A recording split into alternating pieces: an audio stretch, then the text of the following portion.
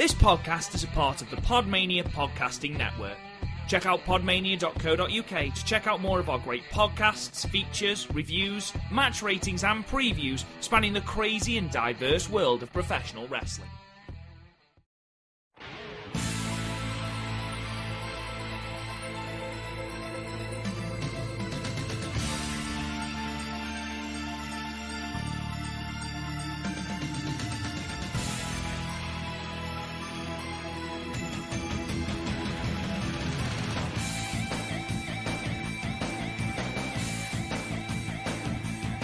Hello everyone and welcome to the Young Lion Cast, your fortnightly audio source of all things New Japan Pro Wrestling right here on the PodMania podcasting network. I'm your host Rob Good and I'm joined as ever by Chris O'Brien. How are you, Chris? Still not digging the intro, to be honest. Really? Is it because it's not as musical as yours? I mean, like, we can all agree that my intros are the best. I mean, Garth at least agrees. But it's the only thing Garth likes about me. I think Garth's just a glutton for punishment as opposed to anything. I mean, like, some of them are glorious, especially when you... I think, like, me and Garth together happens so infrequently that, like, he forgets that that's what I do. It's your gimmick. So, like, he's always, like, taken aback when I do it. Because, to be fair, some of them are great. Like, the one I did for Double or Nothing was amazing, I feel. That's the only comment we got on the YouTube video was great intro. Was that the Enzo and Cass one? No, that was for Wrestle Kingdom. It was the Glory Brock Lesnar. I did that, but for PodMania. Nice. Yeah, I do remember that. I feel like maybe your talents are wasted. Maybe, just maybe, I'll let you do it on. I mean, like, I have one. I've written around. Girl Over Bad Guys want called Girl Over Smart Marks want. Actually, speaking of Bowling for Soup, and this has nothing to do with New Japan. This is just because I am a massive Alexa Bliss. Oh my god, I'm a huge Bowling for Soup fan. Anyway, but when I saw that Alexa Bliss had put something on her Twitter saying thank you for making this happen, Bowling for Soup, I thought she got a podcast and was just interviewing Bowling for Soup. So I was like, I'll fucking get in. I'll listen to that on my way to work. No. They've done a full-on song and released it about Alexa Bliss, and it's catchy as balls. It is catchy as fuck, but also not very good. That pretty much epitomizes Bowling for Soup. Catchy as fuck, but, eh. Yeah, I wouldn't recommend it to anyone without like a million asterisks attached next to it. They're the only pop-punk band that could play Download Festival for so long because everyone just had a pisser at them because they're just hilarious people. Yeah, I'm amazing. They also did the Phineas and Ferb song, which is my favourite song by them. But, yes, they did. Yes, they did. I got same thing 2 years ago, so like I'm a Miles Kane fan. Like I don't look it, but I'm a massive indie guy. And so he played a song called Cry on My Guitar when I was at Transfer. I'm like, that's great, I can't wait for it to come out. The music video comes out, and Finn Balor's in it. Really? Like, oh, Finn Balor's in it, and it's just the whole video is him just beating the shit out of Miles Kane. Fair enough. I mean, it's what many people want in their lives, isn't it? Just to beat the shit out of Miles Kane. Is Miles Kane the one who created the Last Shadow Puppets with Alex Turner? Yes. Right, okay. I actually know more about the Last Shadow Puppets than I do about Miles Kane. Most people do. To be fair, he's also worked with Paul Weller. So, like, yeah, mediocrity continues there. Were you expecting more of a reaction then from me? Paul Weller? Yeah, I keep forgetting. Like, I'm sure if we said it to Garth, he'd be like, "Oh, nice," because Garth never had an over-the-top reaction about anything. But yeah, even his reaction to Edge returning live was like, "Huh?" No, literally, if you go back and watch long, he's like, "Oh, nice." And like, I was there going, "Mate, this is like the 10th time I've watched this in the last 24 hours." Oh, that return. Oh, cry. Because you were crying. Honestly, I was, oh my God, this. I couldn't scream as much as I wanted to because obviously my girlfriend was in bed. But I was like, oh my God, this is the moment. Because let me get this. Were you trying to explain it to her the next day? And she was like, yeah, that's nice. No, I've learned my lesson not to even try. What's the fucking point? What do you mean he wears makeup? Have you revealed the fact that you watched Stardom to your girlfriend yet? Oh. I think it's got to a point now where if I sort of squirrel myself away somewhere, my girlfriend knows full well that I am not watching porn. I am just watching wrestling, and I'm a little bit too ashamed to do it in front of her. And she's okay with that. And it's a nice bedrock of our relationship. To be fair, I always try to get, if I'm dating someone, I always try the waters to see if they'll get into wrestling. And then they're like, nah, this isn't fun for me. I'm like, cool, we'll just turn it off and watch something else. Yeah. I think that's the best way to do it. You can't force someone into wrestling. It's like, can you just try it for me? And then if you don't like it, I'll never bring it up again. Yeah, I don't think I'll ever do that with my girlfriend. She did watch. She came in briefly during. When did Zack Sabre Jr. versus Evil happen? The first time. Last year at New Beginning. Yes. So almost a year ago to the day, she walked into. We've got a little garden room which is all wired up, and I was watching the wrestling in there. And she came in, and it was just as Evil came out. And I don't know if you've ever tried to explain to a girl what wrestling's like as Poundland Undertaker is making his way to the ring. But she watched about 10 minutes of the match, and all I could get out of her was Zack Sabre Jr. is quite fit. And then she walked off, and we've never spoken of it since. Yeah, I kind of have the same thing. My ex had a Finn Balor. That's because Finn Balor is an absolutely beautiful man. Yeah, he is. I'm like, I was sitting there going, can you at least have a crush on someone who looks remotely like me? Like, can't you fancy Wolfgang or something? Killian Dane. Yeah. No, so literally, I had someone walk up to me at a WWE Live event and go, you look like Killian Dane. I'm like, I'm not that fucking fat. I feel like we have talked about too much WWE already on this episode of the Young Lion Cast. People have turned off. Yeah. For those of you who've stuck with us, thank you. We appreciate it. On the agenda today, then, as we are recording, it is the 8th of February. I know that we said that we were going to record this on Wednesday. Unfortunately, I had other commitments that I couldn't get out of. So we're recording it today, and you can use this as a preview to tomorrow's Osaka show. But today, we are going to review the 2 nights in Sapporo. We've also got a couple of things to talk about regarding Lance Archer and regarding the New Beginning in the US shows. We've got quite a lot to talk about, Chris, so shall we just dive straight in? I'm not happy about one of the things we have to talk about, I'm not going to lie. No, and I know exactly what it is, but we'll save that for a moment. We'll talk briefly. We'll start with Lance Archer. It's become pretty common knowledge that AEW are attempting to sign Lance Archer to an exclusive contract. Lance Archer on the 2nd of February posted a cryptic picture on his Twitter account of a forked road and just a question mark. So whether we see Lance Archer in AEW or whether he's using this as leverage to get a New Japan contract full stop, which he still doesn't have despite having been the United States champion, I don't know. It remains to be seen. But Chris, what's your take on this? I'm not massive on people from New Japan signing with AEW just because I don't watch AEW, so I'll never see them again, which is a real shame. But also, I kind of want Lance to do what's best for him. But like in terms of who needs what, New Japan need a giant more than AEW does, and also AEW is signing too many people. Like they already have a really full roster to the point where they can't showcase everyone they want to. So I've been saying this since the fucking beginning of AEW. We need to stop signing people and just focus on the roster they have. No, I agree with you in some cases.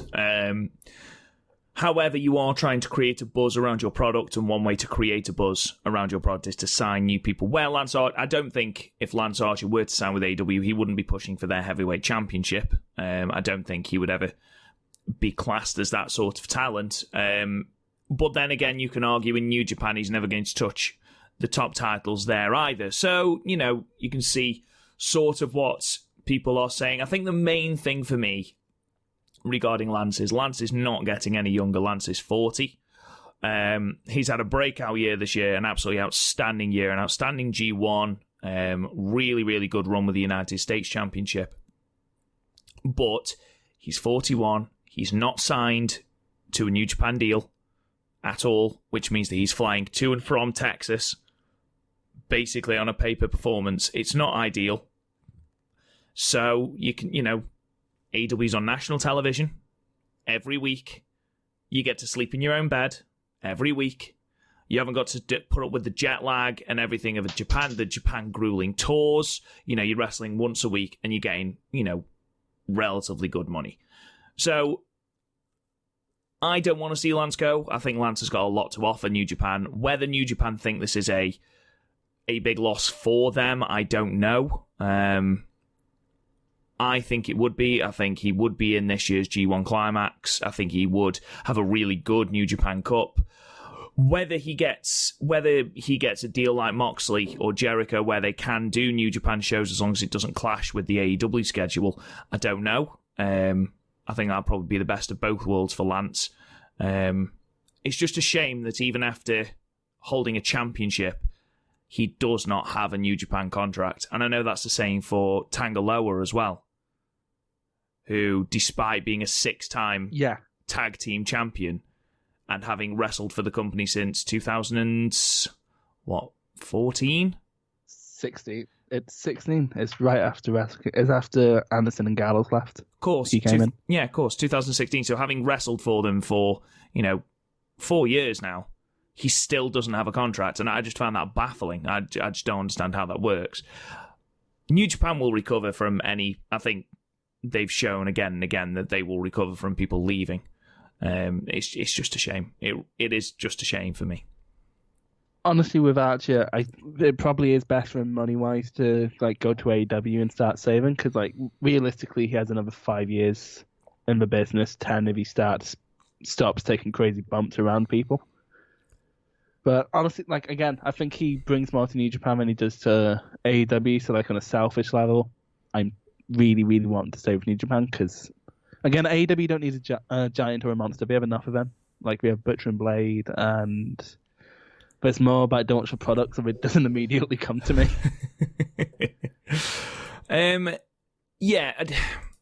I just don't want to see New Japan waste another talent. I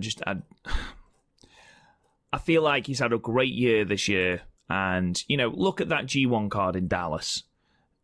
From what I've heard from other podcasts, the Super J-Cast have gone on lengthy sort of rants about how the only publicity around Dallas regarding the G1 show was Lance Archer, who, unless I'm very much mistaken, wasn't even on the fucking show. Or was he? No, he was on the show, wasn't he? He faced Ospreay. He beat Ospreay, yeah. He was going out canvassing around the area. I know, you said this around the time. And it's just you said this around the time as a reason for why he should be in the G1, and at the time I was just annoyed that Suzuki never made it in, but then he had a great G1. So the power of hindsight. We'll have more on this as the story develops. As of yet, that's all we know.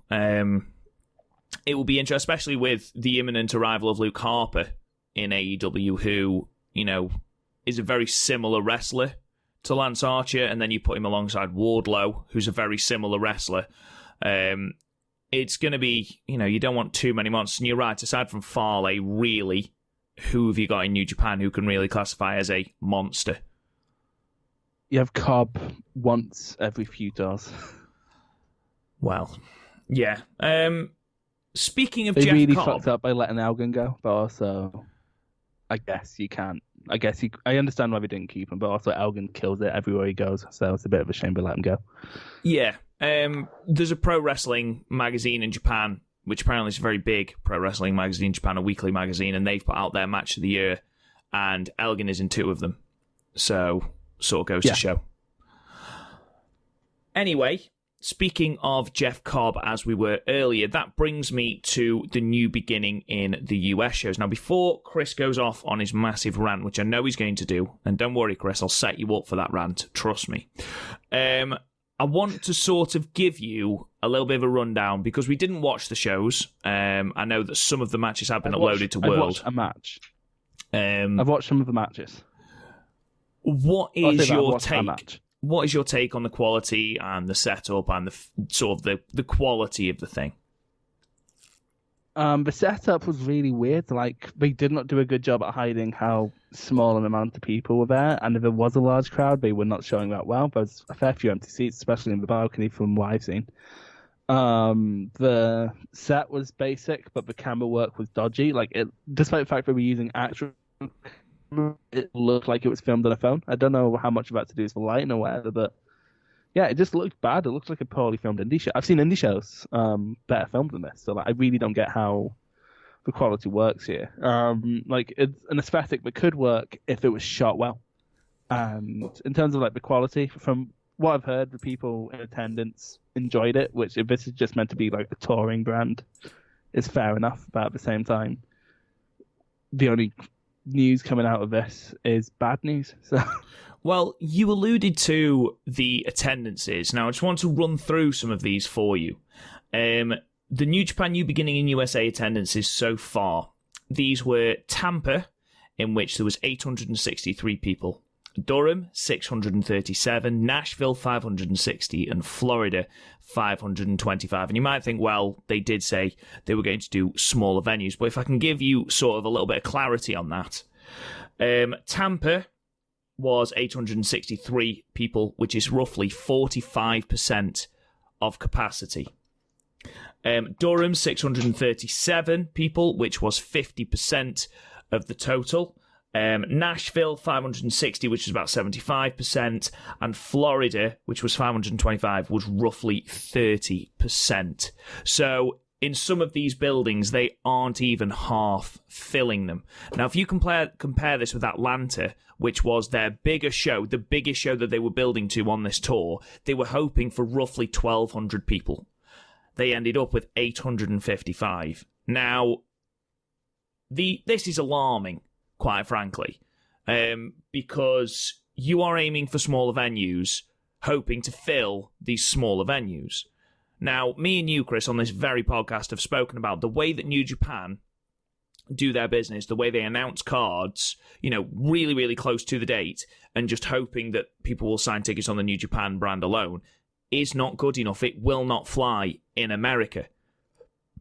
I mean, no, it's not like WWE. It's not like a WWE or anything like that, where it's only an established brand within America. Like, for the most part, New Japan have done spot shows and then have like had one or two tours beyond those spot shows, and most tours never do especially good either. They were running bigger venues then, so there was sort of there was a reason for the tours not doing good. Like, they were really ambitious, but here we're playing it really, really safe. They're not drawing, and like, honestly, part of that is to do with like what your tour is not headlined by any single championship. It's all headlined by the tag title belt, which could draw, because like GOD are really popular among a lot of Western fans. Like, people, like, we'll get into this when we talk about the match that we're going to talk about, but like, people defend GOD to the hills. So in reality, they're popular, but like, yeah, it was never going to draw. It was never going to draw well, because like this year, you had more Japanese stars, but they still look. And to be fair, even with the commentators, we have a Colt Cabana on commentary, so they felt like Ring of Honor shows. Two things that I wanted to say, actually, following on from what you've just said.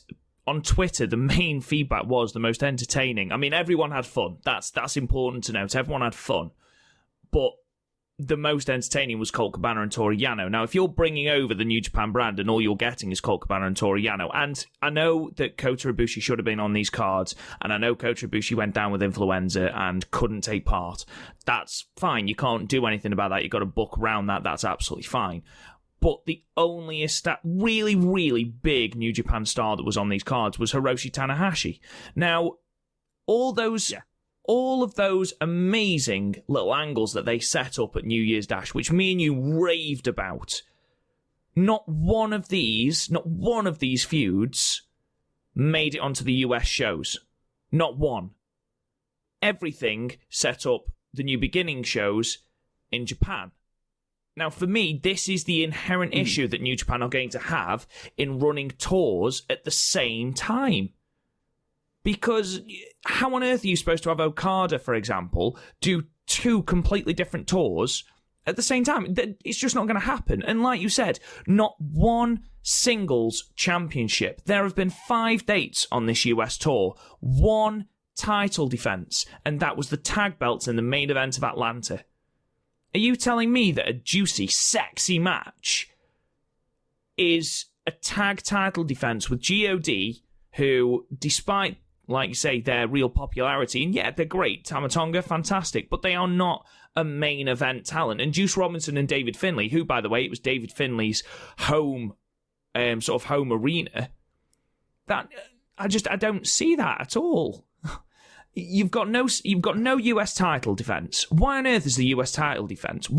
I still don't understand why Moxley got the belt. It's because it's on, yeah, no, exactly. It's because it's on Moxley, which again is going to it's leading to Moxley versus Suzuki, which I'm excited about.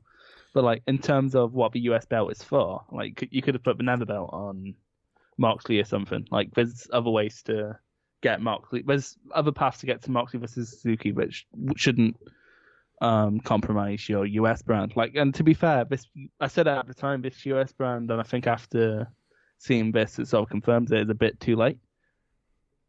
Like, because a lot of American people, I think they tune into New Japan because it's not WWE, and now those fans have AEW because all those big draws they were initially coming over with, like the Bucks and Kenny and Cody, they're AEW now. So. Yeah, and I think the Elite leaving certainly threw a spanner in the US expansion works. But that aside, there is still so much more that you can do here. Chris, honestly, me and you watch the product religiously. Have you seen one single advert for this tour? No, like they bring it up. Like, oh, this could be settled in America or whatever, but like... No, Kevin Kelly brings it up, Chris. That's it. Kevin Kelly brings it up. For the most part, like America, the last few American tours have felt like afterthoughts. Like that last West Coast tour with like the California stops. Like I didn't even remember they were happening. Like I only remembered they were happening when you brought it up on the podcast. Exactly. I mean, I've seen nothing on Twitter until they were happening. I still cannot believe that you set up that many feuds at New Year's Dash, and not one of them made them to one of these shows. Same thing happened last year, but the difference was there was a reason for that. There was like Ishii versus Nagata was set up, and the reason that didn't happen on the USA tours was because they couldn't get visas. There was at least a reason. This year, they don't have that reason. They had the capability to bring people over and didn't. So, if we look at their big show then, the New Beginning USA in Atlanta, the show that they were hanging their hat on as being the big one of this tour, 855 people. This was the final card. So you opened with Yuji Nagata and Satoshi Kojima defeating the team of Alex Coughlin and Ren Narita. Second match is a singles match, Yoshihashi versus Mysterioso, with Yoshihashi taking the victory. Third match, Colt Cabana and Toru Yano defeating Jado and Yujiro Takahashi. Fourth match, Rocky Romero losing to Chase Owens. Fifth match, 6-man tag match with the team of Robert Gibson, Ricky Morton, the Rock and Roll Express, and Hiroshi Tanahashi defeating the team of Clark Connors, Alex Zane, and TJP. By the way, Clark Connors and Young Lion is in the 5th match on this card. Just bear that in mind for a second. The 6th match, you've got Jeff Cobb and Lance Archer, with Jeff Cobb defeating Lance Archer in 17 minutes, which... You know, that's the only match so far that I've thought, yeah, all right, decent. And then the match that I know you want to talk about and we'll talk about now, the 7th match, the IWGP Heavyweight Tag Team Championship with David Finlay and Juice Robinson versus the Guerrillas of Destiny. Chris, that's not a good card. That's a match that headlines a Road 2 show, not a match that headlines a tour. Yeah, you're absolutely spot on. That is a Road 2 show. I mean, you are looking to break the US market. From the Tokyo Dome. Exactly, it's a choice of rematch from the Tokyo Dome, but like it's a rematch from an undercard match at the Tokyo Dome. It's like having it headlined by Fale, Chase Owens, Yujiro and Kenta versus Ishii, Goto, and whoever the fuck else was in that match. You know what I mean? Jado was in a match. I'm sorry, but Jado shouldn't be wrestling anymore. Like, I'm a better wrestler than Jado in 2020. Do you know what? Usually I go, Chris, don't be stupid. But genuinely, I think you might be right. That's absolutely ridiculous. No, exactly. Like, give me a week of young. Give any of it. Well, especially Rob, because he actually looks after his body sometimes. But give any of us a week of young line training, and we could probably do a better job than fucking Jado. Now, I will point out that Jado, I know he was great in his day, and him and Gator was a tag team, fantastic. Oh, yeah. But Jado is like 45 now, so. Yeah, is he only 45? I thought he was like 60. Oh no, I've just made that age up. He might not be. He's 51. He's 51, right? Okay. He's 51. Can you just look up Lance Archer's age, because I said he was 41, and I think he might actually be older than that. I'm gonna check how old Archer is. Archer is 42. 42. Okay, I was more or less right then. Right, Chris. Can I talk about this main event? Yeah, I was just gonna say. Right, this is the worst New Japan title main event I've ever seen. Like, but I've seen worse matches because I've sat through G1 that had 10 down in it, and I've seen worse main events because I've seen main events with Nakanishi in a tag match. But Jesus fucking Christ, there was such an absence of good things in this match. Like, Juice Robinson's babyface fire does not work in America because America seems to have this weird thing about Juice Robinson being a bad wrestler. People call him David Finlay not special. He is special. He's had great matches like JY and even Archer in America last year. But people ignore that because he's not in Bullet Club or something. And then, like, you have the Gorillas of Destiny, who their gimmick was fine a year and a half ago, but I'm so fucking sick of them. Like, I looked this up, Rob. The IWGP Tag Team Championship, right, was defended roughly 9 times last year. I'm getting the chart up right now. How many times did it involve Gorillas of Destiny, and did a match involve Gorillas of Destiny or Evil and Sonata out of 10 matches? All of them. Not all of them. There was 1, 2, 3, 4 out of 10. So, like, a much higher percentage. The rest of them are like thrown together tag teams like fucking Juice Robinson and Mikey Nichols. Or, like, the best match on there is the match with Aussie Open. And, like, I'm not being funny, that got 12 minutes. So, like, that shouldn't be the best match on there. And that was a great match. It actually didn't get enough time, weirdly. That was awesome. It did not get it didn't get half the time it needed. But, yeah, like, I say this a lot about a lot of people, but, like, with Gorillas of Destiny, considering how we've been in the tag title scene for, like, 4 years now, they're suffocating the fucking title. And, like, Rob, you've been watching New Japan for like most of you've only missed like a year of GOD's run. Can you name one great GOD match that doesn't involve the Young Bucks or Aussie Open? No, I really can't. That's not me shitting on GOD. No. You're absolutely right, Chris. This is me shitting on GOD. I know, but you're absolutely right, mate. I mean... And, like, wait. Go on. And this match was just so paint by numbers. It hurt. And, like, I gave it a low score just because if Finn Juice won, I'd give it a 5. But, like, GOD having the titles back is not good for this division. I don't care if you're going, we need heels to take on fucking Tanahashi and Kota. We don't, because a face versus face match can work. Like, the only good thing about GOD is their theme. Because, to be fair, their theme is absolute fire. The entire problem that we have had with the tag team division is summed up with the result of this match. Yeah. Gedo, great as he is as a booker, great as he is at booking that heavyweight division, and great in fairness as he's been in I don't get how he can't book tag team. It's a tag team wrestler. I know exactly. I've never understood how because to be fair, this tag division has been goes through spells of being all right. Like, remember 2018, the Bucks versus Evil and Sonata feud? Those matches were great. Those matches were fucking amazing. There was no storyline though.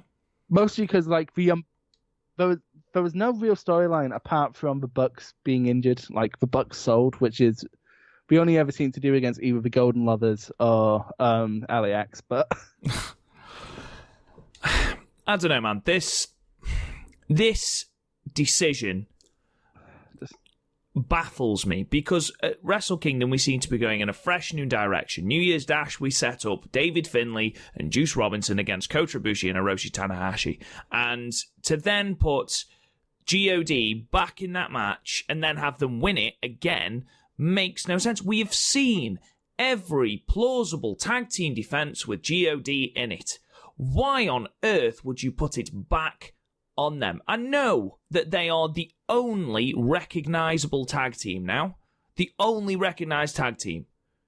Which is depressing, apart from, your Tenkoji, for example, who aren't going to be tag team champions, and Finlay and Robinson now. But I do not understand where you go from here. Even if Tanahashi and Kota Ibushi take it off them, I don't understand why. I see people talking like Tanahashi.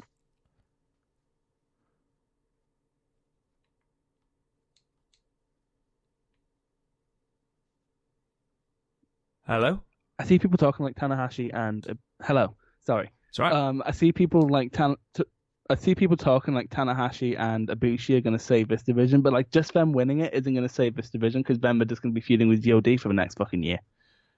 There's no teams to have a feud with.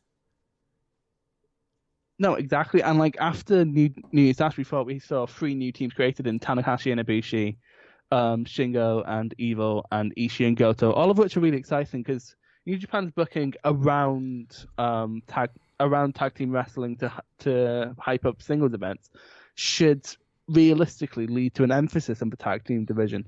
I mean, like, basically, look at how the Super Junior tag team titles were booked going into King of Pro Wrestling, where on Destruction you had the tag team match between a Birds of Prey and Bullet Club to set up the ELP Ospreay match going into King of Pro Wrestling. That's how the tag team belt should be booked. You should have them as main eventers, but they're not doing it. Well, that's how the tag team belts are used in Noah and in All Japan. Booked elsewhere, yeah. Which I don't understand. This decision baffles me. It really does. I mean, who are we going to have? The God versus Colt Cabana and Yano? Great. Fantastic. That doesn't fill you with joy. That's actually the most appealing match I can think of for them, quite frankly. Yeah. Let's move on from this because it is depressing, and where they go next, I don't know, man. I don't know. Anyway, we've ragged on the New Beginning in US shows and how they had a severe lack of star power. However, that wasn't the same for the New Beginning in Sapporo shows because these, Chris, were really good shows. Yeah, they were really good. They're much better than last year's. Oh, God, yes. God, yes. Not saying last year's was bad, but also last year's had Izuka in a featured role. So yeah, it had that Tetsuya Naito match and Taichi. Looking then, should we have a look at night one? Let's go through the night one card. So the 1st of February 2020, and we opened up with the Bullet Club team of El Phantasmo and Taiji Shimori defeating Tiger Mask and Yuya Uemura at 8 minutes and 13 seconds with the Yes Lock. One thing that I noted from this match, Chris, was just how head and shoulders above everyone else Ishimori is. Yeah, it's kind of insane how he's a background player right now. But I guess they're trying to recreate a Devitt thing with ELP, so I kind of get it. But also, he's so good. He's so fucking good. All the Noah guys who end up in New Japan are so fucking good. Yeah, I like the story with Uemura, how he was, starting hot as fuck and then just got progressively taken apart by the Bullet Club, who, despite what I've just said, have got pretty good chemistry. I thought the bit at the end where you've got Tiger Mask ripping into Uemura for not having enough fire going into the Bullet Club team, I thought that was a great thing to add as well. I understand that it was supposed to be Carl Fredericks, not Tiger Mask originally. I don't know how that would have changed the dynamic of this match. It was a fun little opener. I gave it 6, Chris. Yeah, I'd go 6. Brilliant. So, we move on to the first six-man tag. I mean, I'll be honest, ladies and gentlemen, aside from the standout matches, I'm not going to run through every match blow by blow. There's not a ton to talk about. There's definitely not a ton to talk about in most of these, and in anything in like the first 3 matches. Well, actually, in the first 2 matches, there's some story stuff, but like that's mostly probably going to be covered within the singles matches they set up. So exactly, there'll be storylines. Don't get me wrong, but as for in-ring prowess, not a lot. So we move on to match 2, six-man tag team championship match. Six-man tag team match with the team of Toa Henare, Tomoaki Honma, and Togi Makabe defeating Manabu Nakanishi, who of course is retiring on February 22nd, Hiroyoshi Tenzan and Yota Tsuji at 9 minutes and 41 with the incredibly named Toa Bottom. Chris, opinion on Toa Henare, please. He's getting so much better. Like, he's actually good. He's not like that annoying undercard dude that he was a couple of years ago. He's, like, honestly, he's being set up for another open weight match, and I'm completely fine with it. That was what I was going to say. If you compare this to the Toa Henare of last year, especially the start of last year, he was a cut above Young Lions. And though that probably hasn't changed that much, they seem to be having a lot more focus on him. He seems to have he was the main focus of this match, and certainly the match the following night as well, and then going into the Road 2 shows after that, he's certainly been a more focused person. He had that little promo at the end of his match at New Year Dash, and of course the following night in Sapporo as well. I think he also went over in Wrestle Kingdom. Of course, he won the first match of the decade in Wrestle Kingdom. Do you know who won the first match of the previous decade, Chris? No, hang on. I'm trying to remember what the pre-show was for. It was the tag. I can't remember then. No, I can't remember. First person to get a pinfall in the 2010 Wrestle Kingdom was Kazuchika Okada. He'd be a young lion, wouldn't he? He was a young lion, yes. So, yeah.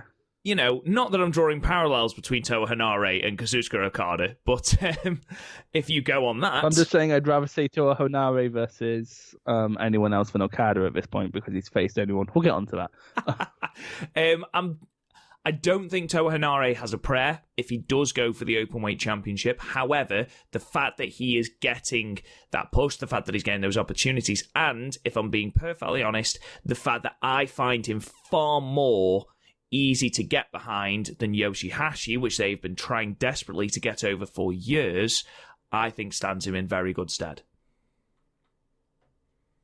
Yeah, like, given a good tournament, like if they put him in New Japan Cup and give him a good run, I think he could really show what he could do. Yeah, absolutely. Match 3, 8-man tag team match with the team of Taguchi, Roppongi 3K, and Will Ospreay defeating Suzuki-gun team of Zack Sabre Jr., El Desperado, Yoshinobu Kanemaru, and Dawuuki at 11 minutes and 45 seconds. Son of a bitch. With the Dodon. Couple of things that interested me in this match. The first, Ospreay and Zack Sabre Jr., fucking hell, what chemistry, and oh my god. Love it, yeah. That match. Really enjoyed El Desperado and Kanemaru versus Roppongi 3K, even though we are going to be seeing that for, we'll be seeing it at New Beginning in Osaka for what seems like the 4 billionth time. It surprised me that, it didn't surprise me that Dawuuki, was the person pinned, but it did surprise me that of all the people in the team, Taguchi was the person to pick up the pinfall. This is becoming a running theme with Taguchi. Yeah, the Liger match, for example, and then the following night, which obviously we'll get onto in a minute. What can you think why Taguchi is the man they're pinning these pinfalls on? I think it's literally just to confuse podcasters. I wouldn't be surprised. Maybe. I doubt people give that much of a shit in the New Japan hierarchy, but who knows? Who knows? I don't know. It built up for obviously the Ospreay and Zack Sabre Jr. match in the following night, and the junior tag match between Sho and Yo and Desperado and Kanemaru. We talked about matches that weren't on the America show. Why could that not have been on the New Japan in USA tour? The Sho Yo and Desperado match. Yeah, but I think throwing another tag team defense on there, like honestly, I'd have put Ospreay versus Saber on the American shows just because they've had Saber and Ospreay in the American market before. No, in the Japanese market before, but New Japan haven't done it in the American market. So, and they're the two most recognizable British stars. So, I honestly don't know why they didn't do that. And to be honest, we talked before about how Finjuice and GOD, but Finjuice especially, aren't exactly, ticket sellers in themselves. I would argue that after the year Ospreay had last year and just how fucking good Zack Sabre Jr. is, I would argue that you put that as a main event of one of those shows, tickets will sell. Yeah, and Jay has a history in America with titles. He's PWG champion, Evolve champion, like he has the pedigree to help. So yeah, it's a bit stupid, but what we did. Yeah. Match 4, tag team match. Robbie Eagles and Ryu Lee, fucking hell, this is a team I'd like to see, defeated the Los Ingonobles de Japón team of Bushi and the IWGP Junior Heavyweight Champion Hiromu Takahashi at 11 minutes and 47 seconds with the Ron Miller special. So, this match was great. This match was absolutely fantastic, touching 8 stars for me. Really, really, really high-paced, high energy. Even Bushi looked good in this match. But I will argue... Well, I won't argue. Think for a minute. Robbie Eagles... Do I have to? Robbie Eagles defeated Takahashi in the Road to Tokyo Dome shows. He then defeated Bushi here, and spoiler alert, he then defeated Bushi again the night after. I think it's plain to see that they are building Robbie Eagles for something here. Yeah, he's beating one of the best friends of one of the best junior heavyweight champions of all time, and then Bushi's also there. Poor Bushi.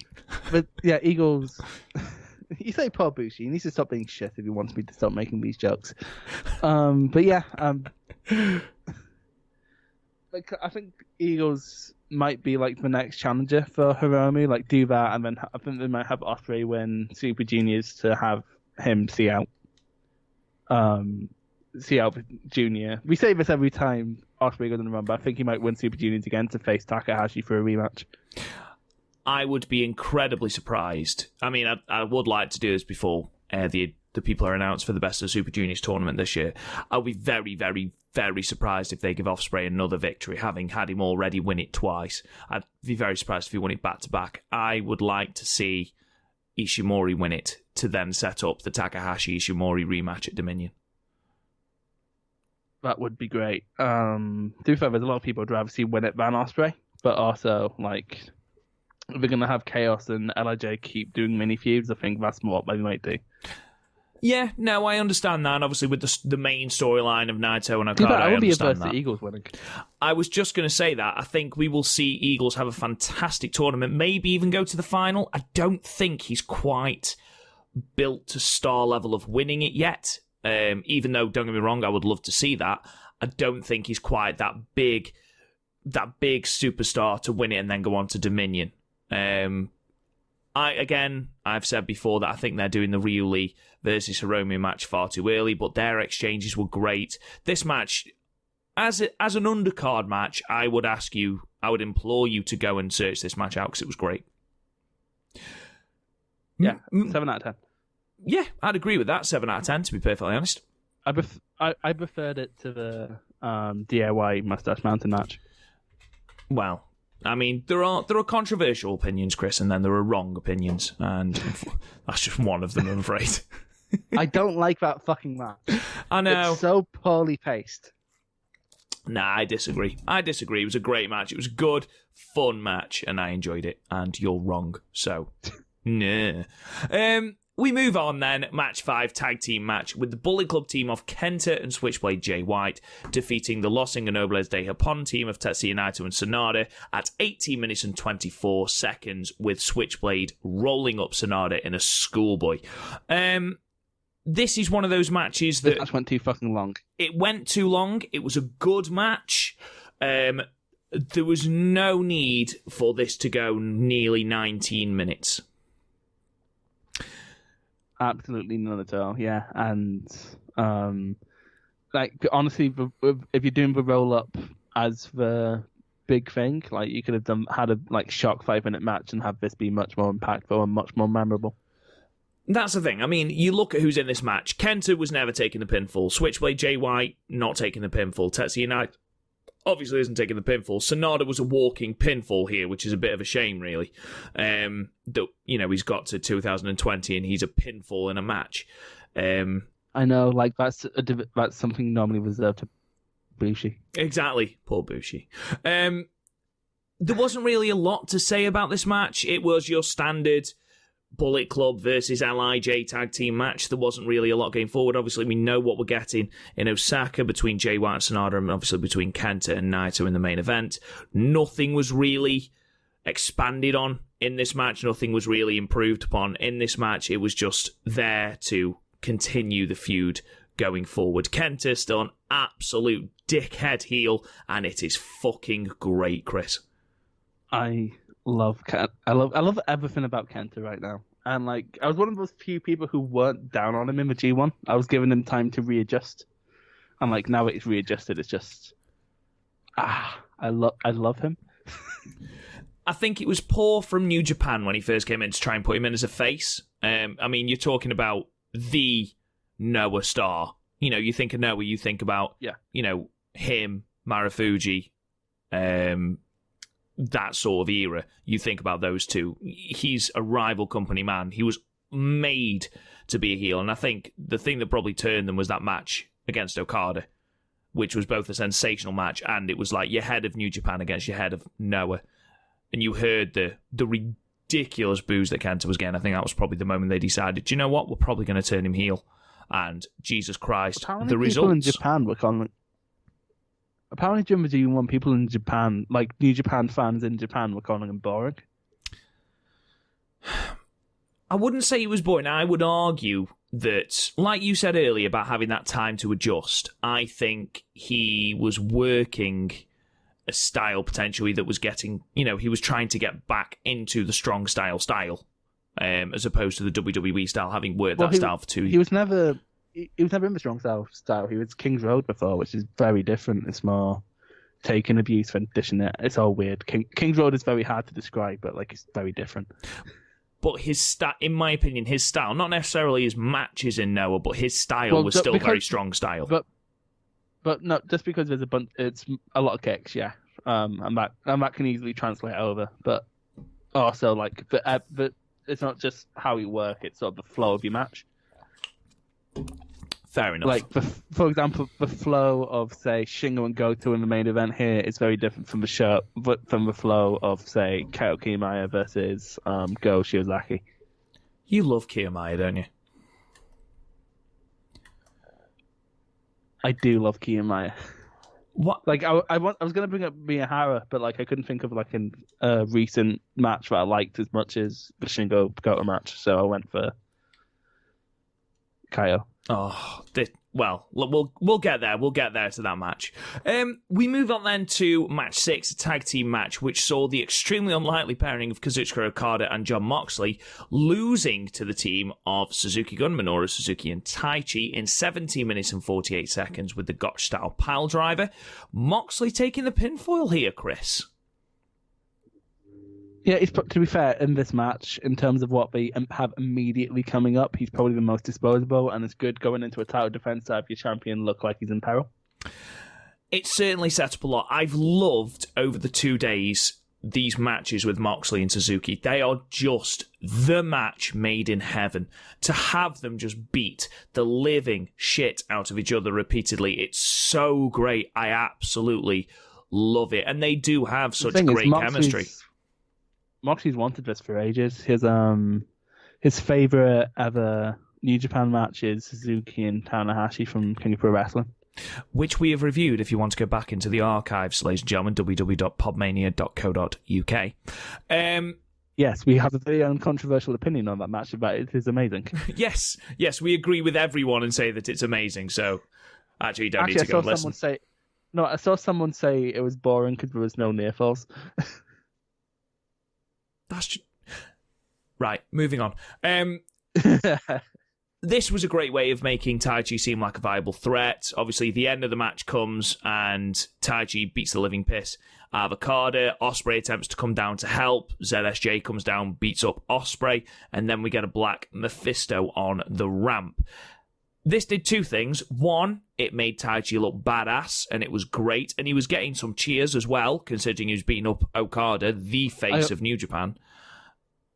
I also loved during this Miho Abe running around saying sorry to everyone. It's a staple of the matches now. I absolutely love it. And there's a point in the main event of the following night that I want to talk to you about in that regard as well. But then, unfortunately for me, it sort of telegraphed that Taichi wasn't coming away from Sapporo with the victory on the second. But again, yeah, I have a million fucking things to say about that. It's all my problems with night 2 is nothing to do with the result, and Rob doesn't believe me. We'll soon find out, ladies and gentlemen, that the Taichi lover has an issue with Taichi losing. It's amazing, I know. My issue isn't with Taichi losing. I'll get into it. Okay. Shall we move on to the semi-main then?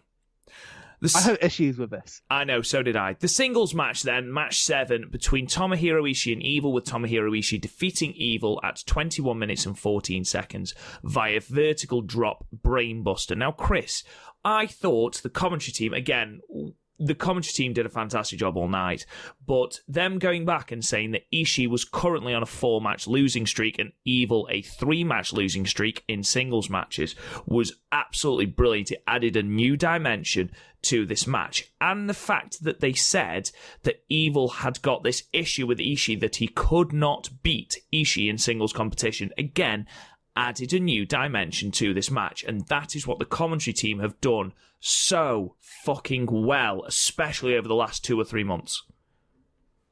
Yeah, especially since Chris Charlton's become a staple of the team. They've just taken their analytical part. Because I was going to bring this up the next night, but I'll bring it up here as well. Just in how everything's mixed in New Japan, it does feel quite sport-like. So, when you're watching boxing or MMA, they come out to music, but the music isn't blasted up to 11. Yes. It's like that, and then they go over previous fight history and win streaks. It's what I like about New Japan. It's very it's sports based, and there's stupid things within sports based because it being sports based because it is still wrestling. It's very legitimately laid out, which sort of helps you buy into it more, which I enjoy. But very quickly, this match, Evil is getting way too cute for his own good. Explain what you mean by that. A lot of his spots he repeats from in every fucking singles match he ever gets. And for example, the Magic Killer off of Red Shoes. It's a fun spot when it happens once a G1. Yeah, but honestly, but when it's every singles match he ever fucking has, I'm starting to get really bored of Evil, and then which is weird because you never see him in singles action. I have the same issue with Phantasmo. See, I can't, because Phantasmo's not been around for years and years and years. I'm kind of not at that stage with Phantasmo yet. No, I'm saying that as someone who watched through the J-Cup. But with Evil, I think it's worse. Maybe because he's against. I was going to say less good opponents, but Ishii's in there. Don't get me wrong, the last 7-ish minutes of this match when we are having the Haas match we wanted, it's amazing. But I'm not rating it high because that's not most of the match. Most of this match, I was just sort of Evil, can you stop being yourself for a minute? Yeah, in every Evil match, do we need, the Magic Killer off the referee? Do we need the chair shot, every single match? The chair shot should be devastating. It should be something that leads to the end of the finish. I sound like such an old man right now, but so many of Evil singles matches has no sense of basic pacing. I wouldn't say that necessarily, but I would say that a lot of his spots are becoming tiresome. If they're special spots, save them for special matches. And you're right. You look at the Ishii versus Evil match from Dontaku last year. That was literally 2 bulls hitting each other as hard as they could, and that was fine.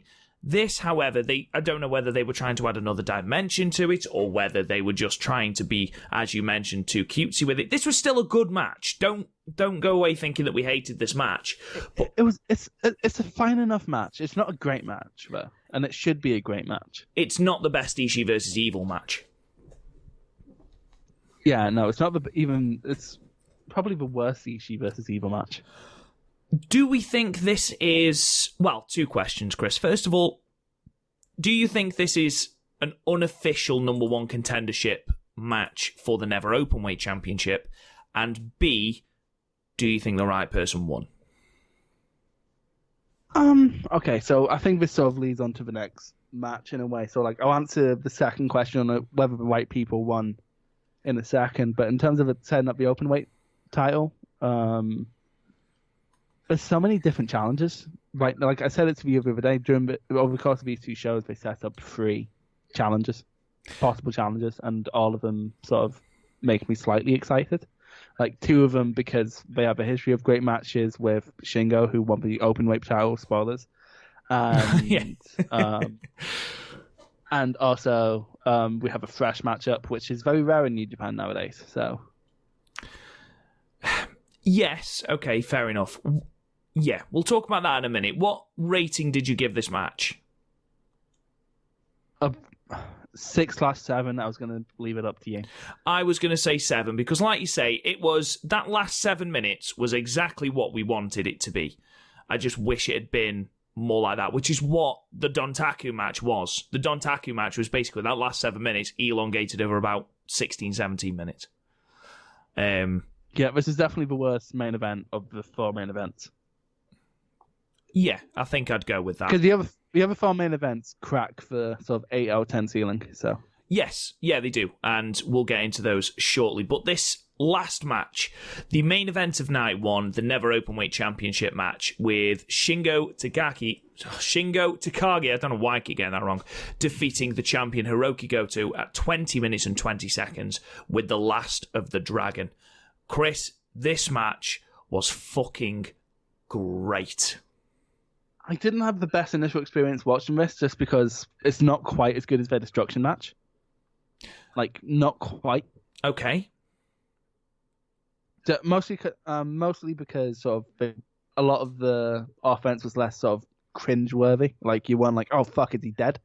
But no, this was still really good. Like, there's one thing I can give to Goto. It's the opposite of what I have with Evil, where like Goto's really good at pacing his matches. Even if they are high octane the whole way through, like there's still a sense of escalation. I can't quite believe I'm saying this about Goto. You know, he's a storied veteran, for God's sake, but how much has Goto improved in the last 6 months? Christ, like G1 onwards, I'm down with that Goto. Like, sort of broken, oh God, they're just using me to hold on to the Never title until someone more interesting comes along, Goto. I'm so happy he's not that anymore. And like, I'm so happy he's sort of working to help this division be an actual division. It's like, again, Evo, Ishii, Shingo, Goto, Toa, Sho. These are really good, really consistent people to have in this division. So that's great. And yeah, no, do you know what happened, Rob? He changed his shirt. And that made all the difference. Yes, that's probably what it is. That's probably what it is. I absolutely loved this match. It was hard-hitting. It was... Goto is a fantastic storyteller in the ring. He made Shingo look absolutely fucking amazing here. That's made in Japan, just at the end where Hiroki Goto kicks out. I physically jumped out of my chair. I was like, holy shit. I mean, the fact that this match was only 20 minutes, it felt like they managed to cram an entire 30-minute epic into 20 minutes. It was it's one of the phenomenal. It's one of the most impressive condensing jobs I've seen. So it's not the most impressive condensed job I've seen this year. We'll get onto that in a different podcast. But like, yeah, they managed to fit a 30-40 minute epic into 20 minutes here, which is great. Because I think, and it's refreshing considering, especially the next night, how obsessed half of the roster is with having half-hour epics. Well, yeah, and we will get into that. Whereas this felt like an exception. Well, not an exceptional G1 match, but like a really good G1 match. I am, on one hand, I'm very sad that Goto lost the championship because, as we've already discussed, Goto's improved massively. How weird is it for that to say after like the end of the 2018 Young Life? Oh, I know exactly what you mean. But to then put it on Shingo, who himself is such a marketable star, you put Shingo as the Never Openweight champion,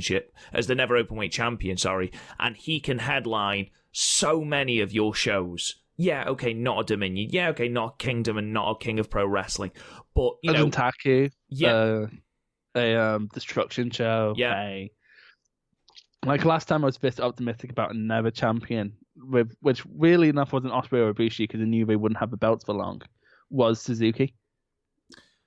Yeah, I agree. And again, that culminated in that absolute outstanding match against Goto at Wrestle Kingdom 12. And I think because... Wrestle Kingdom Goto's great. Oh, yeah, absolutely. But I think the fact that Goto was playing... the champion in peril, which is what he plays best, and Shingo was playing on just that arrogance, and just he knew that he had what it took to beat Goto, and at no point did he let go. It was absolutely unbelievable. What a match. Please go and check it out. It's a great match. 9 stars. I gave it a high 8, to be honest. Okay, I mean... I'm not going to disagree with you 9. I'm not... Because honestly, I'm going to bully you into submission when we do the Stardom cast after this.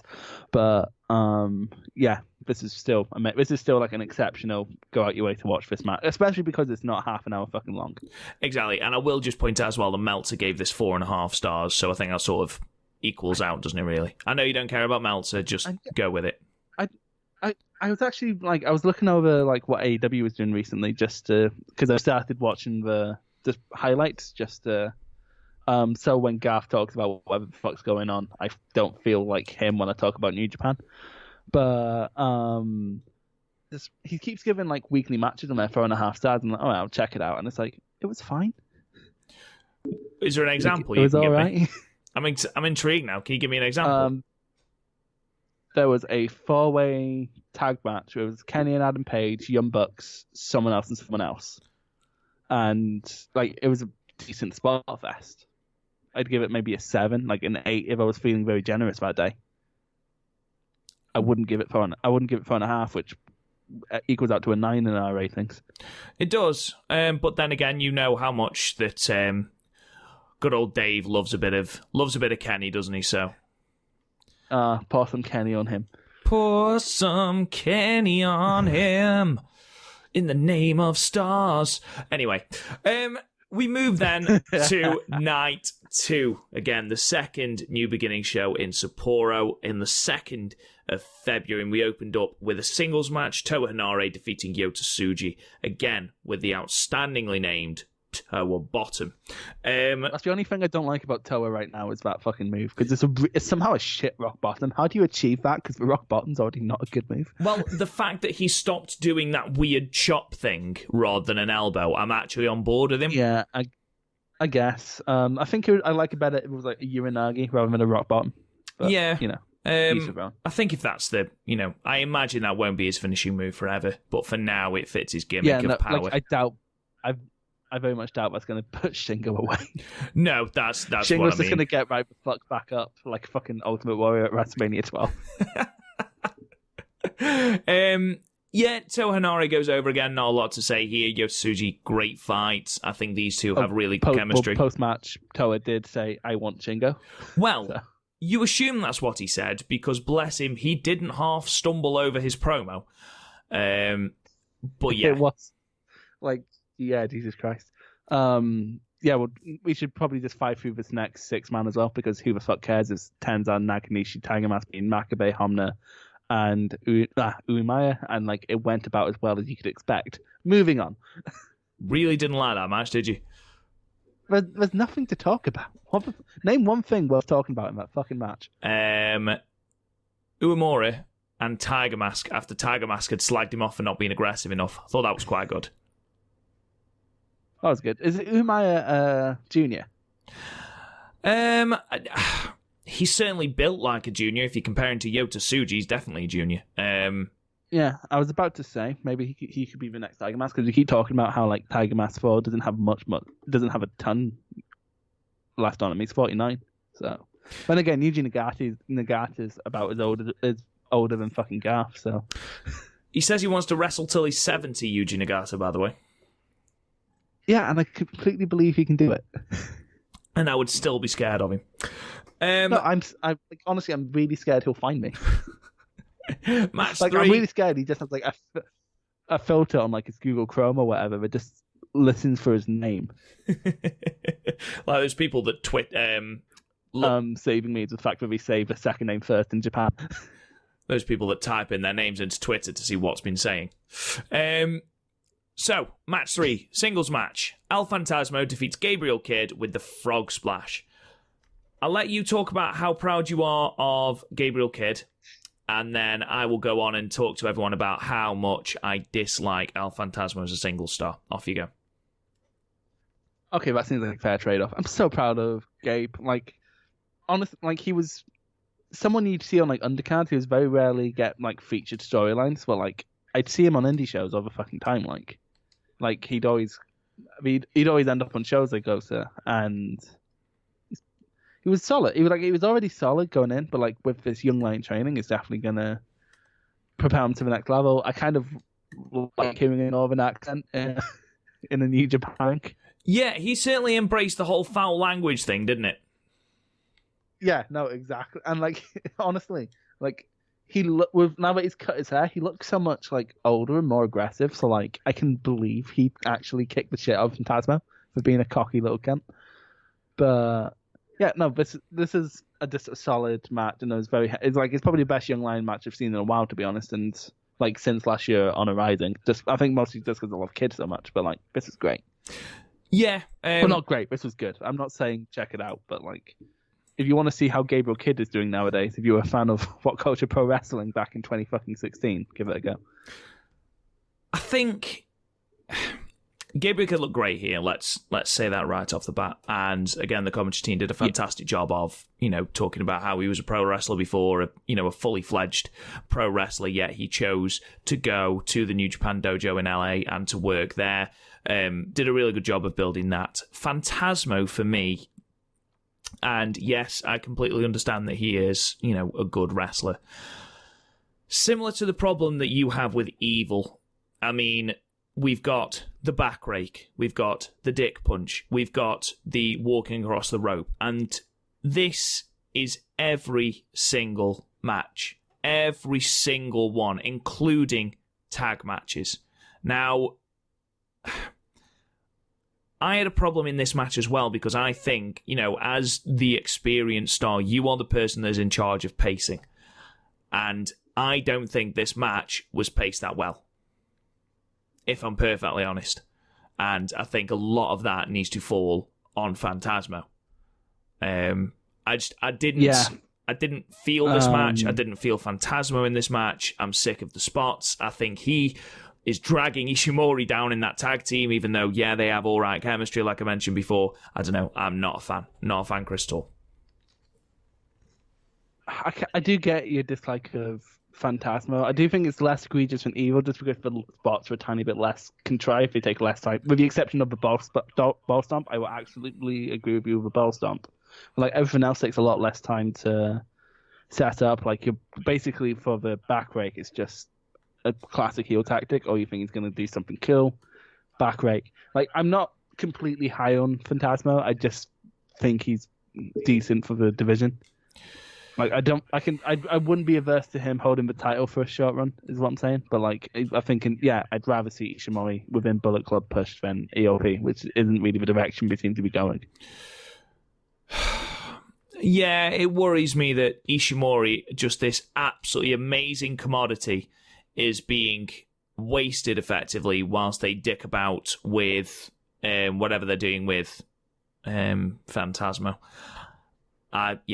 We'll see. We'll see what happens at Best of the Super Juniors. I'd be very, very surprised if Phantasmo wins it. Extremely surprised. Though, I say that they gave him a massive run last year. Like it ended up being like, all of Chaos and main unit were trying to band together to not have him win. Yeah, and again, he won the Super J Cup as well. So they're obviously very high on him. Yeah, but he didn't really. But some of the matches he had in J Cup, he didn't. When he wasn't doing his spots, that's when he showed he was actually really good. Like for example, do you remember his match with Dragon Lee? That was great. It was great, but was that more because he was in there with Dragon Lee? I'm actually trying to think of a match EOP's had with someone who was below him in terms of work rate. Exactly. Rocky, maybe that was great. Yeah, but that was storyline, and I'm sorry, but I think Rocky. Yeah, no, that's not fair. I'm not. I think Rocky and EOP are on the same level in terms of like how they can work, just because of Rocky being a bit older and not wrestling as much anymore. Yeah. Okay. No. Fair enough. I'll give you that one. But you say that Phantasmo had a great Best of Super Juniors, and he did. But if it's not Ospreay and it's not the Rocky match, which had the storyline behind it as well, which helped, Eagles because of the storyline behind it, that was it. Yeah, he's someone who can't go into a match cold and make it magic. No, exactly. I don't think Phantasmo's good enough to lead a match. Whereas you look at those other juniors, you look at Ishimori, who admittedly didn't have the greatest match against Skrull, but he was also injured for the majority of this tournament. You look at Dragon Lee, you look at Hiromu, you look at Ospreay, you look at even Rocky. They can lead decent matches, and I just don't think Phantasmo is there. And that might seem a little harsh, but that's how I feel about him as a competitor. It's naturally within wrestling. Some people are better as opponents, and some people are better as leaders. And Phantasmo's a really good opponent, but he's still an opponent. I think if he's got the story behind him, like he did in the Best of the Super Juniors in that absolutely phenomenal match against Rocky, then yeah, he can certainly be a great competitor. And that's why I said it's a bit harsh to say that was all Rocky, because it wasn't. But yeah, I agree with you. He is definitely not a leader when it comes to match quality. Let's fire through another couple of these then. We got a 6-man tag team match 4 between Chaos, Hiroki Goto, Tomohiro Ishii and Robbie Eagles, again defeating the LIJ team, Bushi, Evil and Shingo with the Ron Miller special. This match was really fun. You had 5 of the most intriguing people in New Japan and Bushi. So you were desperate to get that in, weren't you? Absolutely desperate. I'm really sad he's not in Osaka. Obviously, this was setting up the Never Openweight 6-man championships on the Road 2 show that happened on Thursday. Spoiler, Bushi pinned Robbie Eagles so that LIJ retained. So we're still 2 belts Shingo. But I really like the storyline in this match that Shingo and Evil weren't asked about this match at all and weren't asked to a certain degree about Bushi. They were more interested in beating the shit out of Goto and Ishii to the point where Eagles was able to get the pin over Bushi. I just really enjoyed that. You know that reminded me of. You know the tag. We're going to talk about this more in depth on the Stardom cast, but you know the Jungle Konami versus Hater and B match. Yes. Most of the match, Jamie and Kiona were more preoccupied with beating the shit out of each other. That's what that reminded me. Yeah, that's pretty much what it was. It was a great match, and obviously you look at who's in this match and Bushi, and you think... Don't say, right, you have your million ways of saying Daki, and I have and Bushi. Stop. And, right, for that I get to make up the Dookie pronunciation in the next match. Okay, but I am just going to warn you that I came up with the Bushi thing first. If you go back into the archives, no, you didn't. I did. I'm afraid. When? It was in the preview show. But I did it. No, you did it because I did it, Chris. And it's okay. I'm a great person to emulate. I'm a great person to look up to, Chris. It's fine. Fucking healing out with me right now. Let's agree that we can both use it. And if you want to come up with a weird name for Dookie, you can. Oh. Anyway, so it was a great match. I'd give it 7 again. Yeah, have you seen the title match from the next day yet? Not the next day, from the next from the Korakuen show. Never Great, open weight yeah. 6-man tag. No, I haven't. Yeah. It's actually really good. Well, I say really good. It's about as good as this. Except Evil and Shingo give a bit more of a shit. Well, because the titles are on the line. I was just going to say. Not because of Bushi. No, not because of Bushi. Poor Bushi. Actually, no, not poor Bushi. Fuck Bushi. Anyway, the next match was Roppongi 3K, John Moxley, and Taguchi versus the Suzuki-gun team of Desperado, Suzuki, Kanemaru, and Dahaki. We're running out of... Quite frankly, we're running out of vowels, so we need to start inserting consonants. We do. Again, Taguchi going over with the Oh My Anger ankle. But this match wasn't about this, and to be fair, this match wasn't even about the incoming IWGP Junior Heavyweight Tag Team Championship match. This match was solely about Suzuki and Moxley, to the point where at the end of the match, Moxley forgot his fucking belt. Yeah, did you see that? Ben Taguchi was holding it backstage going, well, I guess this is mine now. I love the fact that he held it up at the end of the evening. It was great. What I love about Moxley and Suzuki's dynamic is that we very clearly want to hate fuck each other. Yes, they're so into each other, yet so not into each other. It's great. Yeah, it's kind of like Hannah and Julia in Stardom. Yeah, they have a begrudging respect. Yeah, a begrudging, oh my god, this man is so sexy. Like, it's begrudge homoeroticism. Yes, yeah, why which not? Which is the name of the PodMania band. To be perfectly honest, I mean, in-ring quality-wise, there's not a lot. The match finished, like I say, with Taguchi getting the submission victory over Daoki with the Oman and Garankle. And then Moxley and Suzuki continued to fight backstage, where Moxley then kissed Minoru Suzuki, which was absolutely fantastic, and sort of goes on to what Chris said. It does back up what I'm claiming. Yeah. But yeah, again, to be honest, I'd give it 6 stars. I don't think it was anything special, but just for those Moxley and Suzuki spots, I'd give it 6, Chris. Yeah, it's that brush above average. And honestly, anytime we can say Dahaki's name, this brings it warms the cockles of our hearts. Oh, we're gonna have to come up with some really entertaining ones. Match we're gonna 6 have then. To make like a list. We're gonna have like a Google Drive just with weird ways of saying Dookie. Yeah. We're gonna bring in Gaff, and he's not gonna know he's not gonna know who Dookie is, but we're still gonna say, "Hey Gaff, come up with a million ways to say this." Who the hell is Dautanki? Match 6 then. 6-man tag team match with the LIJ team, Tetsuya Naito, Sanada, and Hiromu Takahashi, defeating the Bullet Club team of Kenta, Switchblade Jay White, and Taiji Ishimori at 15 minutes and 34 seconds, with Sanada getting the victory over Ishimori with the skull end. Not a lot to say about this match again. It was good. It was there. It was there to forward storylines, but not a lot to come out of this match, Chris.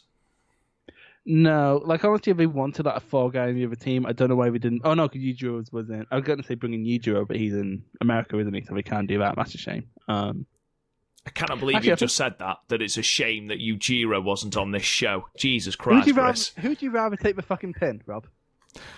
Sanada, to be honest. Yeah, but like Sanada has a storyline going on. So does he though? Does he really?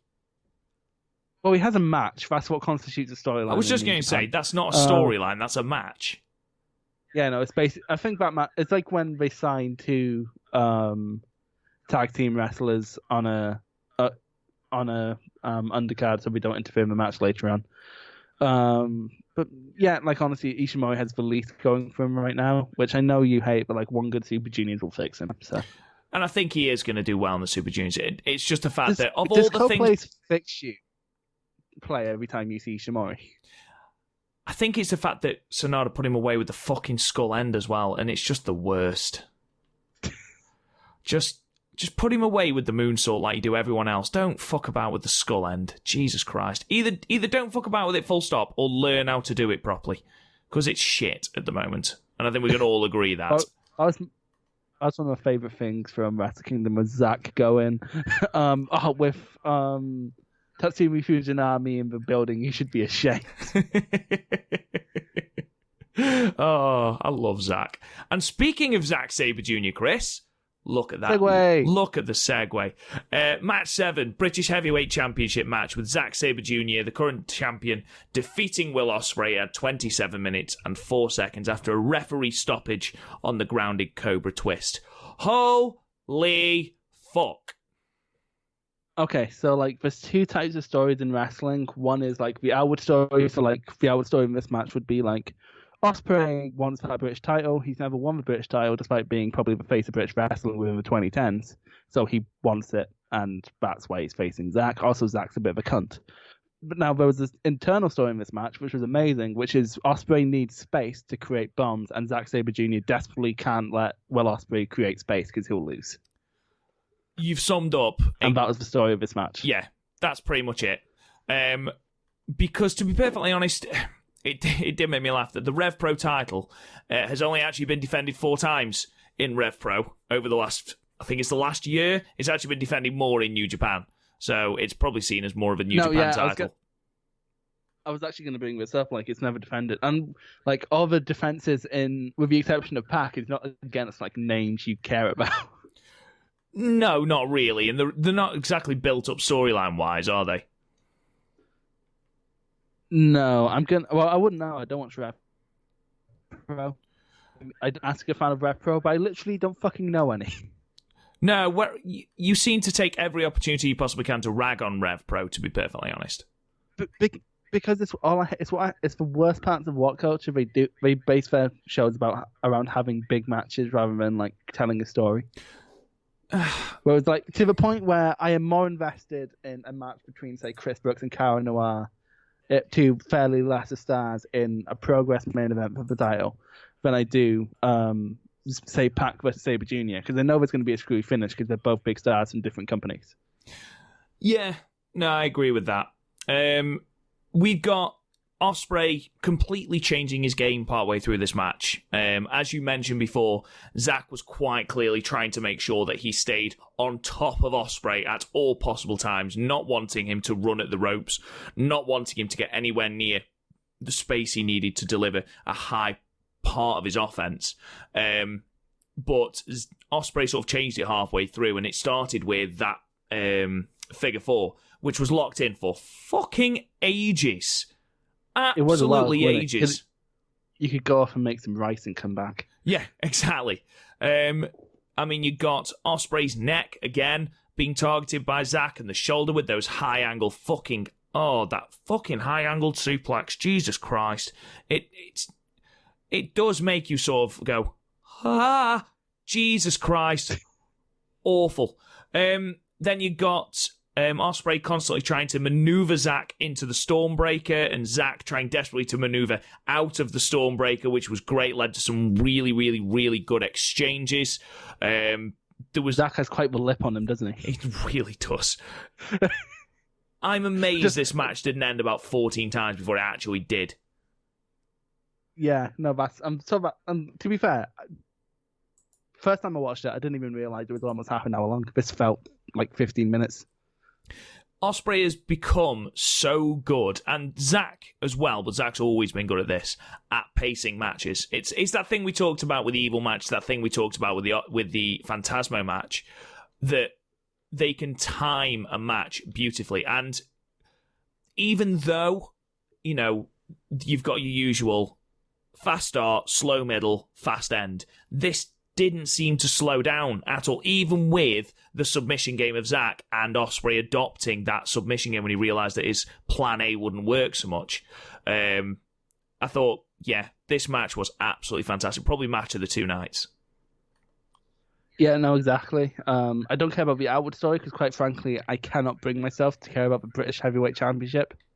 Like, let me put it this way, Rob. How much would you care if, say, the fucking Defy Championship was defended in New Japan? How much would you care about the championship at that point? It depends. Is Zack still champion? No, that's the thing. I care about the men in this match. I would have cared about this match as much if it was a special singles match as I would if it was for this title. Honestly, this title had nothing to this match for me. No, the commentary team again, props to the commentary team, had to work very, very, very hard to make me give a shit about the Rev Pro title. They worked very hard, and while I admit they did a really good job at making the title seem to matter more, I know better. We both know better.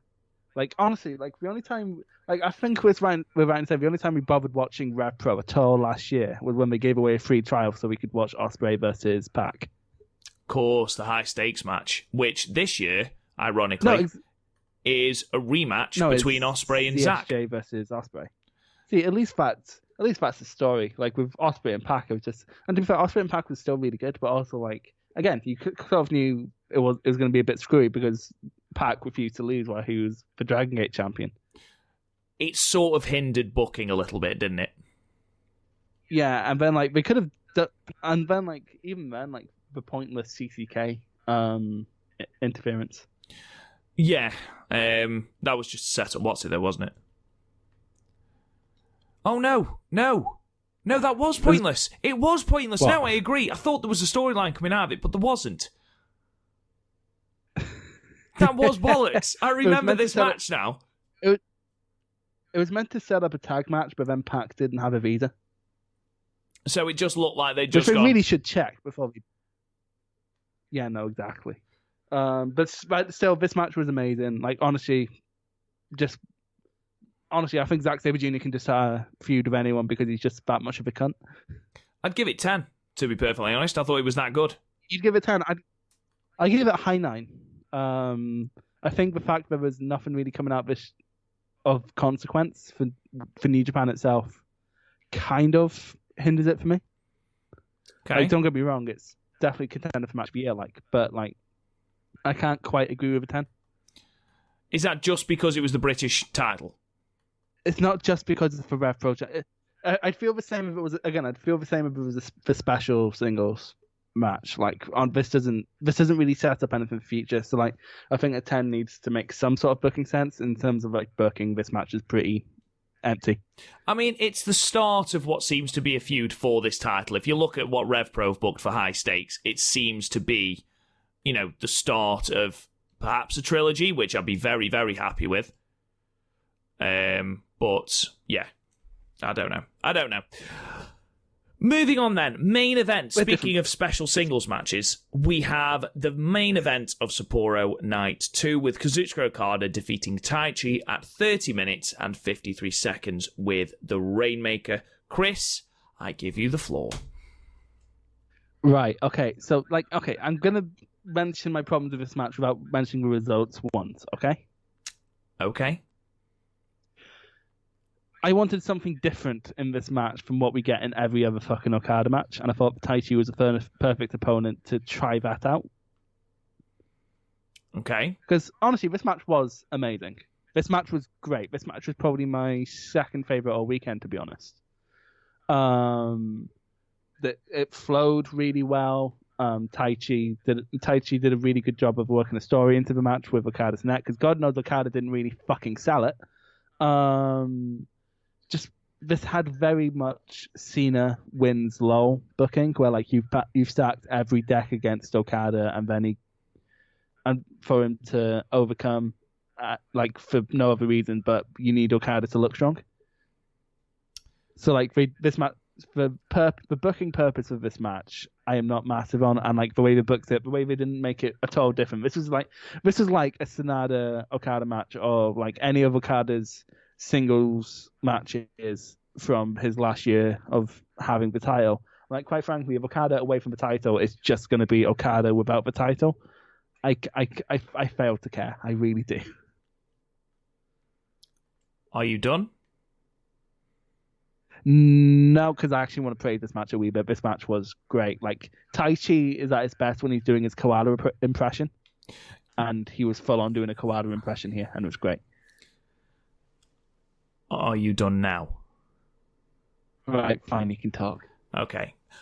I agree with you on almost all the counts. I don't think Okada should have won. I think Taichi should have won. Because I think you need to knock Okada down and then build him back up. I think you also had the chance here to build someone who is effectively a mid-carder into an upper mid-carder challenging for that IC championship in Taichi.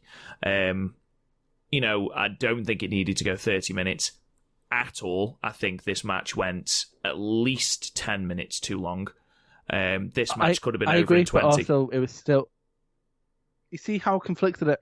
Can you sort of see how conflicted I am? Because this was still like 8, verging on 9 out of 10 match, right?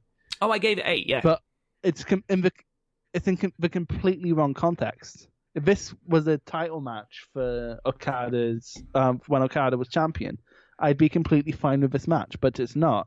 In the broad scheme of booking, you need Okada to put a few people over. And I remember I saw someone complain how, because a fair few people sort of share my viewpoint where our viewpoint where Okada needs to be knocked down. But I saw someone complaining, going, "Well, he did that when he lost the championship last time." I'm like, no, he didn't. He lost 2 matches through interference and cheating. And do you really call that being knocked down? Like, he lost his ESJ and JY. Oh, boo fucking who? He then went on to draw with the winner of his block in the G1. So, like, quite frankly, Okada's never had that post-championship knock down the card. And, like, being knocked down the card isn't necessarily a bad thing, because we've seen Okada in the main event context for so long now. Well, I think seeing him in a different context might bring something more out of him. I love that broken rainmaker shtick, but we never had him not act like Okada during that whole time.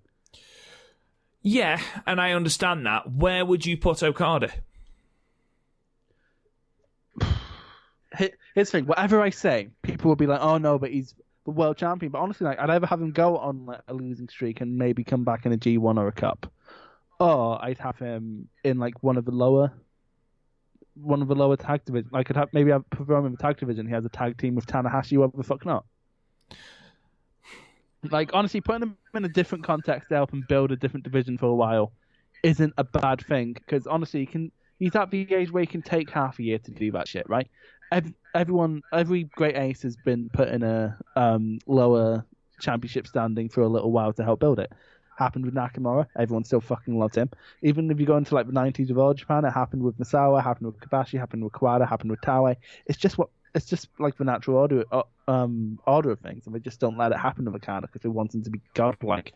And once again, even if this match was like 20 minutes long with a bunch of Tai Chi shenanigans, I might not have this complaint. But like the way it's set up, like any other Okada match, and I'm sick of every other Okada match. Just have a think about what you're complaining about there. I'm complaining about good, yeah, but like I'm trying to think. You know how people don't like Marvel movies because despite being objectively really good, it's a formula and people get sick of that formula. That's where I am with Okada. I'm not saying it's a bad thing, because honestly, if someone got into New Japan a couple years ago, they probably don't have the same problem. I've been watching New Japan for 5 years and seen Okada having a very similar kind of match for that whole time. But then again, it's still a very, very good match. It's still very good. It's still very good. But like, things having that a defined beginning and end point for eras of Okada, eras of things. For example, the Beatles are so well known because they had that defined 8 years and then stopped. Like, I'm not saying Okada should stop. I'm saying he should hold back for a wee bit and then make a miraculous comeback. Again, I know I'm complaining about something, but it's still ultimately a really good match. But like on a pure booking level, it's not satisfying me at all. And I would be making the same complaints if it was literally anyone else on the card this happened to. It just so happened to happen to my favorite. Mm-hmm. And like, it's not like I've not been making these complaints about Okada. I've been doing this for months now. I think we've got to remember Chris, Okada is a needle mover. Okada is the person that you rely on to sell tickets. You shove him down the card, and even, I'm not saying it's the right thing, I'm not saying it's the wrong thing, I'm saying you move him down the card, you miss out on money, you miss out on ticket sales. And with him in the tag team division, you can put the tag team division in the main event. Well, who'd you tag him with? Tanahashi's with Ibushi. In the tag team. Well, Okada and Tanahashi already had a fucking tag team, so they just threw Ibushi in there. Because honestly, Ibushi needs to go on this fucking losing arc anyway. So like Tanahashi and Okada dominating the tag division, quite frankly, makes more sense to me. Like I know, still overall he's having great matches, but like that's not the only thing I want in New Japan. I want satisfying booking, which this specific Okada angle isn't necessarily given me. But what? Okay, would you have Okada maybe in the IC title picture? Honestly, I would have Okada wrestling in any way apart from how he is right now, because it's the way he's been wrestling for years, and he needs to change it up for a little fucking while to sort of sell the fact that he just lost the title.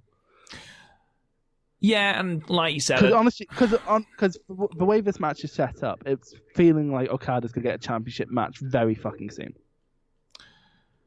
Yeah, because they said about if Taichi wins this match, it puts him to the front of the queue. Well, he didn't win; Okada did. So does that mean Okada's back at the front of the queue? That means no, exactly. And again, I understand like if Okada's in the main event, it's going to be fucking great. But again, if Okada's the Marvel movies of wrestling right now, where I'm still going to enjoy everything, but I'm still going to like see the holes because he's been doing the same thing for years now. Yeah. Couple of good things to note about this match, though. I thought Taichi... this match was still great. Yeah. Again, Taichi had a great showing, great account of himself. I thought the counter from the Rainmaker into the Black Mephisto was great. I thought Mio Harbe, after Okada went over the barricade into the crossbody onto Taichi, I thought her putting the barricade back up and making sure everything was all right was great, because she's just a darling. Is she the best manager in New Japan right now? Isn't she the only manager in New Japan, apart from Rocky? Jado? Jado isn't a manager. He manages GOD. No, he does not. But no, yeah, and also the series of backdrop drivers. Oh God, Holy yeah. Shit. Like, have you ever seen Steve Williams versus Kenta Kobashi? No. That ends with the Steve Williams backdropping Kobashi like a million times. Oh God, I don't want to see that. No, exactly. Well, tough. It's on the list for a possible classic one day. Ooh, maybe. I look forward to it. So, to be fair, you like Stan Hansen, so like you don't want to see it, but you really do. I sort of do. Yeah, I'm not gonna lie. So, anyway, that is our review of the Sapporo shows. Overall, really, really, really good shows, obviously building towards the main show in Osaka. Osaka, of course, which is now officially a complete sellout, as it should have been, because the card is fucking stacked. Of course, you can check out our preview of that in a previous podcast if you want to check out the archives. I encourage you to check out the website, www.podmania.co.uk, to check out all our archived podcasts, as well as the match rating archives as well. You can check out the podcast itself on all manner of podcasting platforms. Please make sure to subscribe, give us a 5-star review, comment. It all helps. Talk to us on Twitter at the Young Lion Cast. You can talk to me on Twitter at Real Rob Goodwin. I'm not even going to bother throwing to Chris here because he doesn't have one. Do you, Chris? No, the only thing I've used my main Twitter for in the last few... Well, I like he said you're not going to throw to me, and then you did. For my main Twitter for was because Rob then wished me happy birthday from the main... Oh, it was either Rob or Garth. I feel like Garth would have put up his Tai Chi card if he'd have done it. Wish me happy birthday. I'm like, well, I can't say thank you through the PodMania thing. And quite frankly, because if anyone's following the page, they probably know I just use it as my own Twitter. They probably think I just said happy birthday to myself. Yeah, there is that. And don't forget as well, you use it to start Twitter beefs with Jim Cornette. I didn't start the beef. He never saw it because he never blocked us, because you know what he's like with dissenting opinions. But he's in this weird feud with Dave Meltzer. And like, it's such a stupid feud. He's basically, oh, Dave has a different opinion than me. I don't fucking like it. And I'm sort of like, calm down, Jim. I can help you through this hard time. I also have had people disagree with me on many important things, like how good Tai Chi is, or what is and isn't a robbery. But